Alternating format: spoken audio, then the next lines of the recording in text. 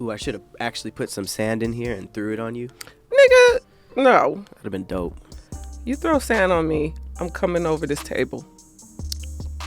Sand, I mean, it would definitely ruin your wig. I'm coming over the table. Because if it gets in my eye, we got problems. What if I just In my titties? threw some Sand titties? Sand in the cleavage.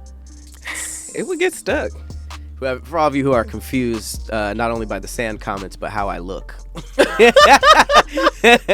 I am doing my closest impersonation of Gaara from the anime series Naruto.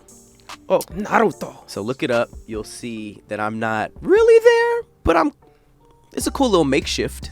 I think you're quite there.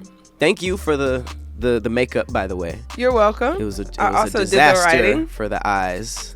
The writing looks good to me. The writing looks cool. I was crying too much for the eye part. I don't know how you guys do that. So I wasn't able to get a solid eye line, but I had the perfect makeup for it. I really don't know As you how you could guys see, do that. my wingtip is a little. Wingtip? Yes. It's. What, nip slip? Oh, the hair. Oh, there's a long ass piece of hair right in my zitties. Oh, thought there was a nip slip. I was like, man, I didn't notice at all. You would have noticed if there was. That's what I was thinking. Sure. But yeah, I got the. I really look like a Ghostbuster, like a You look like a like a pirate. hipster Ghostbuster. Pirate. If I walk away from my backpack, no one will know. No, you would get. What are you? I'm Gaara. That's the yeah, and they'd be like, Who's that? Right. It's not even a popular enough character for people to just get off rip. But I must say that the whole reason this came about was because I told you would make an amazing Lady Tsunade. These are all characters in Naruto. Mm-hmm. You didn't even know who that was when I told you. I had no idea who it was. I tried to start watching. I started watching the show, and so I'm on episode 8 now. And she's not a big part of it just yet. Not yet. She's But just she they starts just running talk stuff. about her a lot. I saw a cosplayer do it, and she was cool. She wasn't as Busty. wasn't Yes. as endowed. But I was like, this is cool. I think Persephone could do this better. Oh, So I told you about it, and the backstory of it. She's the boss. She runs everything.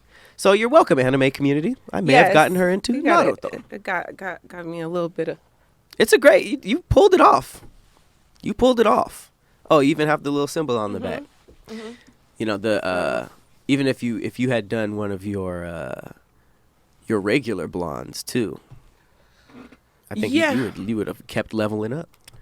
Oh, so this The wig is crazy. Yeah. It's crazy, but it's it her works. hair. It's her hair, Like yeah. it literally, I bought the wig that was specific to the character. This is a So light-skinned Japanese woman. She don't got no good type C.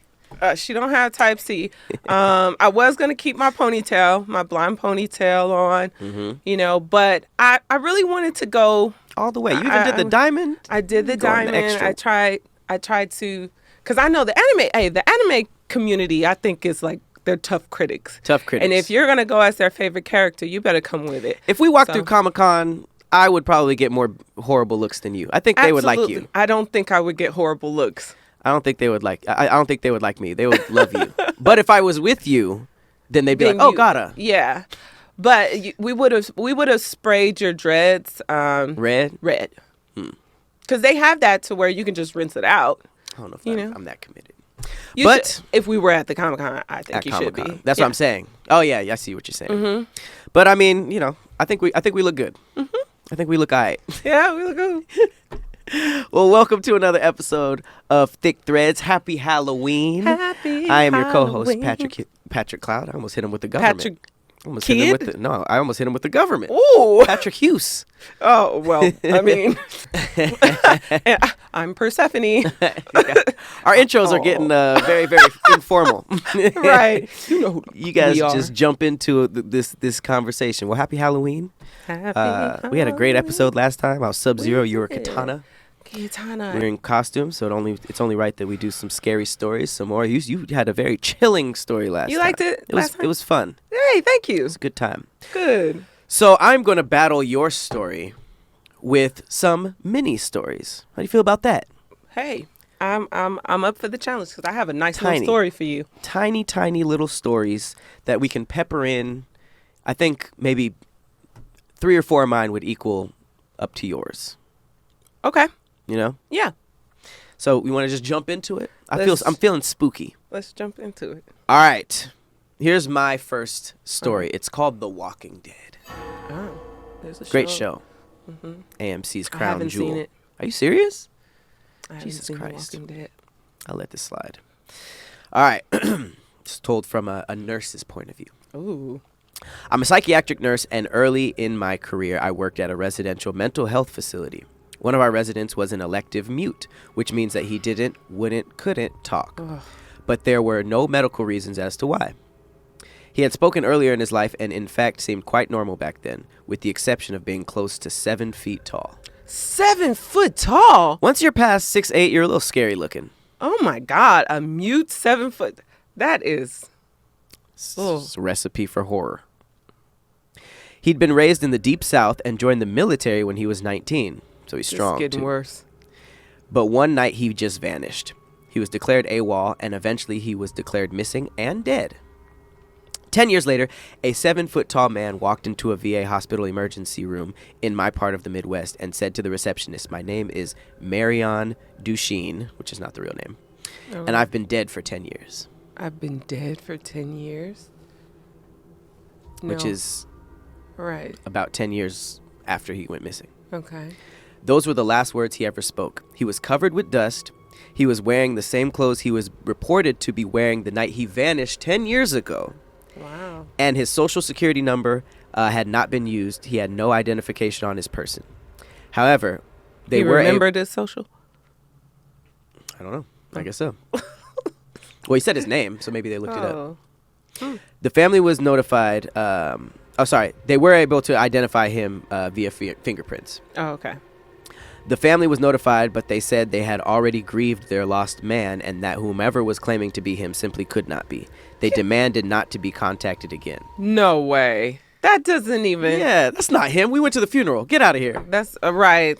But it's like we fingerprinted That's probably him. why he left for 10 years and didn't want to come back. Marion paced all day, every day, moving his mouth that looked like talking or muttering, but no sound came out. It's terrifying. He had an unnerving habit of throwing his head back with his mouth wide open, as if he were laughing heartily, but not even a breath could be heard. Silent laughing? That's actually scary as I did it. Right. That's As I did it, I was like, crazy as hell. I started thinking it was going to be funny, and as I went to the second laugh, I was like, this is horrifying. This sounds like a episode of or a season of American Horror Story. If I talked to him, he appeared to listen, periodically throwing his head back in that laughter-mimicking way of his. That would freak me out. Various medications were tried, and they did not affect him either positively or negatively. Occupational therapy did nothing because Marion would just grin, and unless told to stay put, he'd get up and start pacing again. On my last day of that job, the last thing I saw was Marion pacing in the parking lot, throwing his head back to laugh. Later, I wondered if all along I'd been dealing with a ghost. All these years later, I still don't know. Wow. That's creepy. Like, what do you mean you've been dealing with a ghost? Nobody else saw him but her? It seems like everybody was talking to him. He could have been lost. But it says his social security wasn't used, which I didn't know they tracked like that. But yeah, because like, say you want to go get an apartment. Oh, right. That kind of stuff. Or buy a house, buy a car. You know, like those are pretty solid things that most adults do. So I forgot about the beginning of the story when he said, "Oh, I have been dead for 10 years." Yeah, that's weird. Because he was mute, never talked, said one thing, "I'm dead." He was dusty. He was dusty, right? There's so much going on in this story. He was dusty as hell. The laugh freaky. without sound I'm gonna think about that later. That is freaky. It reminds me of something. I can't put my hand on it, but my hand. I can't put my finger on it. Can't really put my foot on this. Just random part. I can't put my shoulder on it. My toe on it. All right, you ready for my second one? Yes. I'm just rapid fire creepiness. This is called "It Was Good to see an old friend. Oh, I thought you was going to say it was good until it wasn't. No, I said something else. You did, but that would have almost been better. How was my voice during the last story? It was like this. Was it creepy? Should I creep it up? Should I creep it up or should I? That doesn't sound like me. That does sound like you. Okay. It was good to see an old friend. Wait, Jesus Christ. I don't like it. All right, I'm going to creep it up. Try to be creepy. Yeah. When I was 37, You sound like a sex phone I went operator. to my high school reunion. I flew into the nearest airport and rented a car. I'm just going to read to the audience since you're not taking this serious. You sounded like a phone sex operator. You said, I was 37. I flew to the nearest airport and rented a car. The distance was about 35 miles through a very rural and almost abandoned part of the country. About 3 miles outside of town, I see someone on the side of the road flagging me down. It turned out that it was one of the guys I had attended school with. Jim, not his name, gets in the car and we start talking. I had not seen him in 20 years, but he still looked the same, maybe a little older. We get to town and I ask him if he wants to come to the VFW and have a drink. VFW, not DFW? VFW. I don't know what that is. He says, no, just take me home. Damn. Jim's parents had lived only a few blocks from my grandmother's house, and I turned in that direction, but he said to take him to the outskirts of town. This is where I would have been. I think our hangout is ending. Yeah. There was a mobile home park out there, and I figured that is where he lived. When we reached the end of the turn off, he said, just drop me off here. It was good to see you again, and he walks off into the night. Into the abyss. Into the abyss. I go to the VFW. Still didn't explain what that was. I guess that's the high school reunion. Venus farewell. Maybe. Week. I go to the VFW and I met some of my old classmates. We start to talk. As we are talking about who is coming to the reunion, I mention that I had just picked up Jim 3 miles east of town and had dropped him off. Everyone gets quiet. Even the guy singing karaoke stops and lays down the mic. What? My cousin goes white as a new t-shirt. So he's dead. Barb. Jim died on that curve 8 years ago. He rolled his car. We were all at his funeral, I was told. I started to feel really dizzy and I went out to the car to take some deep breaths. And he saw Jim. There on the seat is the local newspaper printed 8 years previous containing Jim's obituary. I still have the paper. He went and dropped the obitch off? Oh, bitch? The Really? obitch? He would have dropped the old bitch off. So he Dumb, had him, bro. So he met him, told him to like take him to his death spot, got dropped off, then found him again. I think he might have been upset that he wasn't at the funeral Maybe. because he was the only one who didn't know about Like, this. you need to know. So he literally met up with him, was like, "What's up? Take me to where I died. Then go to your friends, find out I Tell died. them. Oh bitch. And now you're Oh, bitch. freaked out. Oh bitch." And now you're thinking about me for the next 10 years. You think that's what happened? Hey, could be. Yeah, this wasn't. What No, if this was he's only like, last year. Have you seen that movie Coco? Of course. Poco loco. Remember, like, if they start, like, losing memory? That's Coco, right? Oh, memory of the abuelita. Uh-huh. The abuela. If people stop remembering, you start fading. Mm-hmm. All right, well, you go, because I you think that was weren't really locked into mine. I so. liked it. Okay. I got little chill bumps. All right. You ready? What you got? I want to say mine in a scary voice, too. Okay. One of my relatives passed away suddenly. I never met the woman. She had a daughter who was 4 years old. The little girl's name was Yuki. Her father wasn't able to raise her on his own, so he asked my aunt to take care of her. The little girl refused to be left alone and never left my aunt's side. It started to become a problem. My aunt couldn't go anywhere without Yuki. She constantly needed attention. Even my aunt's own daughter started to get jealous. One day, my aunt told me that she had to go out of town for a couple of days and asked if I would babysit. We got another babysitting story. Oh, yeah. Babysit the little girl for her. I said it would be my pleasure. I lived alone and I could do with some company. A few days later, my aunt dropped Yuki off at my apartment. As she was leaving, she took the little girl aside and said, "Yuki, please be good. Behave yourself." When my aunt was gone, I tried to talk to Yuki and play some games with her, but the little girl's behavior was very strange. She had a teddy bear tucked tightly under her arm and never let go of it. She never smiled, she never spoke. All she ever did was sit quietly in the corner and stare at the wall. Creepy kids. It made me kind of uneasy. I was trying to find something that would entertain her. I had just bought a new digital camera and I decided to let Yuki play with my old one.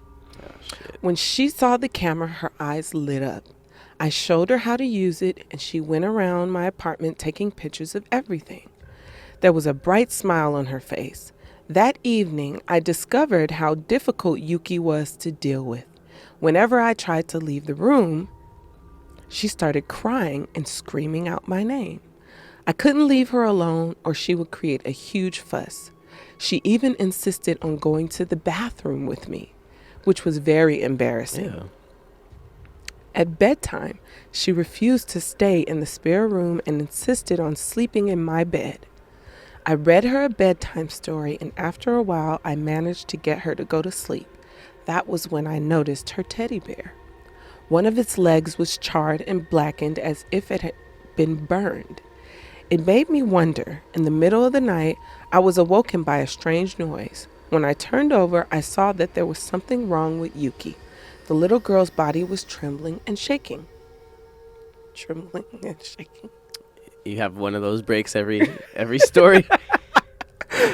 Her eyes were wide open, her teeth were chattering, and tears were streaming down her cheeks.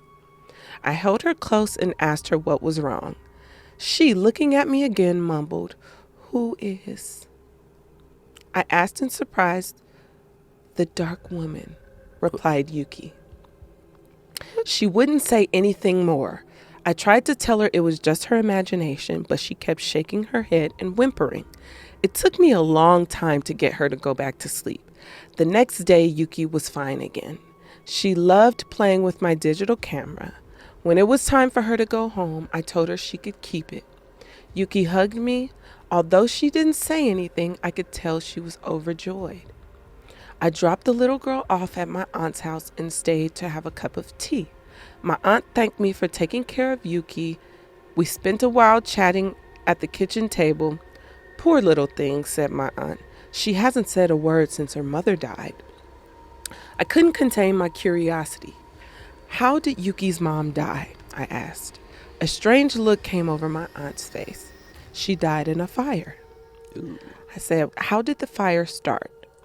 "Well," my aunt hesitated, unwilling to talk about it. "It's a very sad story. She committed suicide." Yuki's mother was a very troubled woman. She poured gasoline all over herself and lit a match. Damn. She burned herself alive. What's with the showmanship? You can't just do that regular?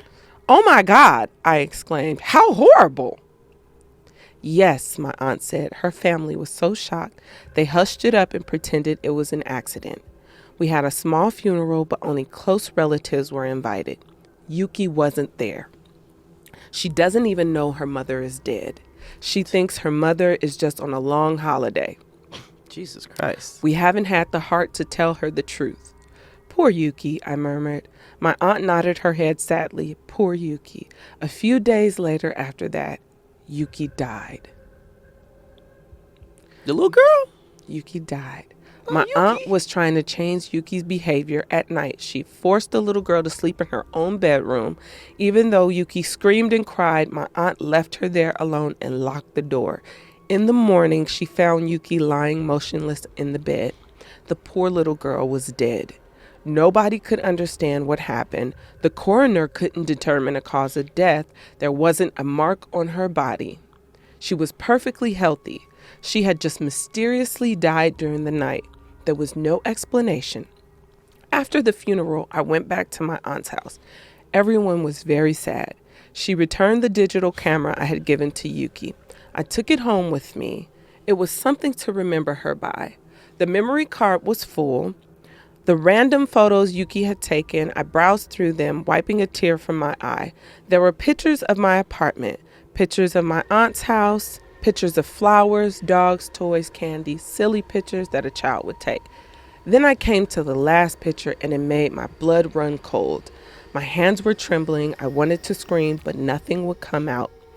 The timestamp on the photo showed that it had been taken on the night Yuki died. Here is the last picture the poor girl ever took.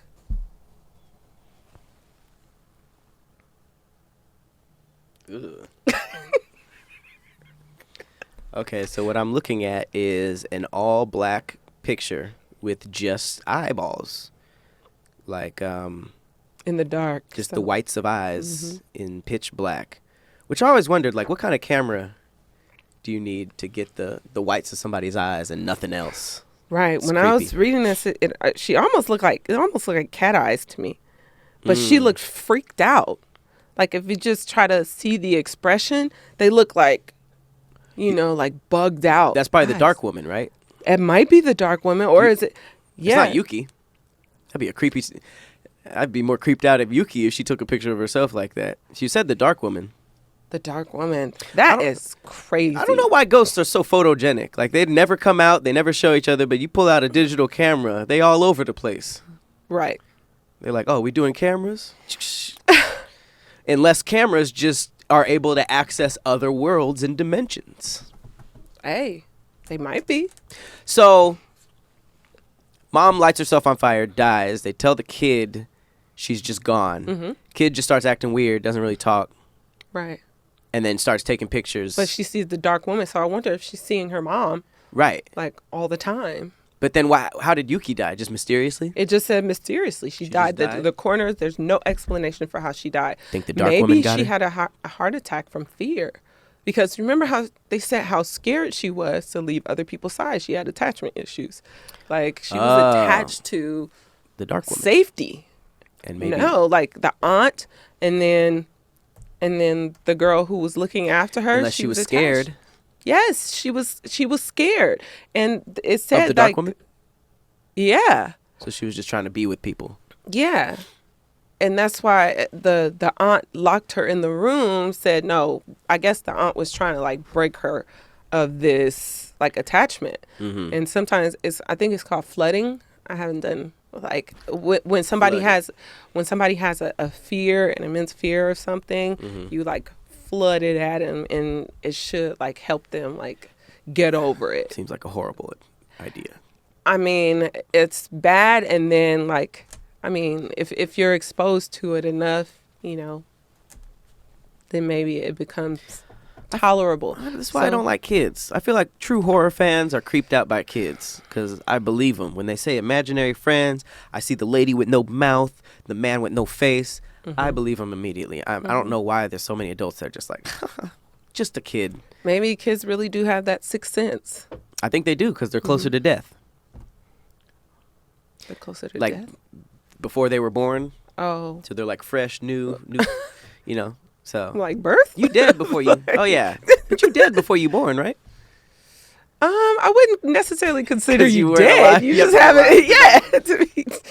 Jeez, Pat. All right.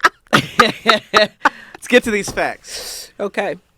I think we've creeped each other out enough. Yeah. My fact is, it's creepy. It's more unfortunate. Is it thick? Yeah. That's that thick. There's some thick layers to this. So imagine this. Okay. In 2013, a 16-year-old girl cheated death and survived the tragic Asiana plane crash at the San Francisco airport. So imagine, you're a kid. Your plane goes down. You experience all that trauma. She's on the plane, or she On it. missed the flight? And Cheated death, survived Okay. the plane crash, right? Well, okay. Moments after the crash, she was ran over and killed by the responding fire truck arriving at the scene. Get out. Bro, that's like Final Destination. You just survived a plane crash. Which nobody usually survives. She probably had her seatbelt on. I always wondered if that doesn't worked. help. I always wondered. that's everybody on the plane So usually. boom, everybody dead. She's running out. We're coming to save you. Boom. How dumb could that fire? You should retire if you drove that fire truck because your whole point was saving people. Pretty crazy. Why? Like, bro, oh. That just upset you. It did. It made me so mad. Just like that recent story that the girl that got kidnapped, she was being kidnapped by her dad, but the police shot and killed her Oh shit. while she was fleeing from the kidnapper. It's crazy. Like, at least we picked a career path where if we're like have a bad day or we're bad at our jobs, not that big of a deal. Right. You bad at your job as a cop or firefighter, people die. It's a rough day at the office. That was Final Destination's whole movie plot. You cheated death, but I'm gonna get your ass. Mm-hmm. And that's So exactly, it kind of makes you look at good luck you as got the something. Grim Reaper attached to her. All right, what you got? All right, mine. This is like a real fear. Okay. Okay, it's called locked-in syndrome. Have you heard of it? Mm-mm. Locked-in syndrome, or LIS, is a rare and serious neurological disorder that happens when a part of your brainstem is damaged, usually from a stroke. People with LIS have total paralysis, but still have consciousness and their normal cognitive abilities. Most people with LIS can communicate with eye movements. So this means total paralysis, entire body, but you have the same brain that we have now. Is You that a just can't vegetable? talk. I don't know if that's a vegetable. I don't think. Well, it might be because You gotta there's upgrade that term, layers. Well, is that No, vegetable. It's Is it just bad? I wouldn't want to be called a vegetable. I wouldn't either, but there's okay. So let me read more. Locked-in syndrome is a rare neurological disorder characterized by paralysis of voluntary muscles, except for those that control your vertical eye, up and down movements. People with locked-in syndrome are conscious, alert, and have their usual cognitive abilities, thinking and reasoning, but they're unable to show facial expressions, speak, That's or move. trash. That is horrible. It's like a coma. But People, you'll wait. yeah, people with LIS can hear and typically communicate through purposeful eye movements, blinking, or both. They can also use assistive technologies to communicate. Locked-in syndrome is caused by damage to the specific part of your brainstem known as the pons. What are the types of locked-in syndromes? There's 3. The classical form. In this type, you have total immobility, lack of voluntary movement, but can move your eyes vertically up and down, blink, and maintain your usual cognitive abilities. You can also hear. The incomplete form. This type of LIS is just like the classical form, except you have some sensation and movement functions in certain areas of your body. I guess that's a little better than... People are so obsessed with keeping people alive that they don't focus on giving people a life. You Right, know? because I can't. Take me out. Just ask me the question, do you want this? I'll do the eye movement for no. Take me out. Dr. Kevorkian? I need a life. I mean, you can live like that, but it's just like that's not a good value of life. And this one is the third one is the total immobility form. In this type of LIS, you have complete body paralysis and loss of eye movement, but you have your normal cognitive abilities. Healthcare providers can tell a person with this form still has cognitive thinking and reasoning by examining the cortical function with the EEG and tests that measures brain waves. So this can just happen to anyone? Is this like a... I mean, it's a brain... you said a stroke, right? It's damage. Yeah. So, That's so scary. it's damage What's it called? to your brainstem. Locked-in syndrome. Yeah, when you LIS. said that, it sounded like a good thing. Like, I'm in the Locked in, like I'm studio. focused. Locked in, yeah. Oh, hell no. But damn, that sounds like sleep paralysis walking around. This But you man- can't walk. Right. You can't bedridden? move. You can't move anything but your eyes. That's crazy. But the way you and I are, thinking and speaking, and they can't speak. So you're but probably they have just screaming inside your body. screaming. Like, what the fuck? Yeah. That's literally like trapped. It's trapped. And you're conscious. You can hear. You probably get horny. Imagine, I'd be like, hey, when one of the male nurses come in, like, It's like, what if I'm like, you can't move your head though. I'd gotta have be to a different like, type of down bad to as a nurse. Was that sexy? Hell no. Or Yo, they might be like looking rapidly to the side, like, okay.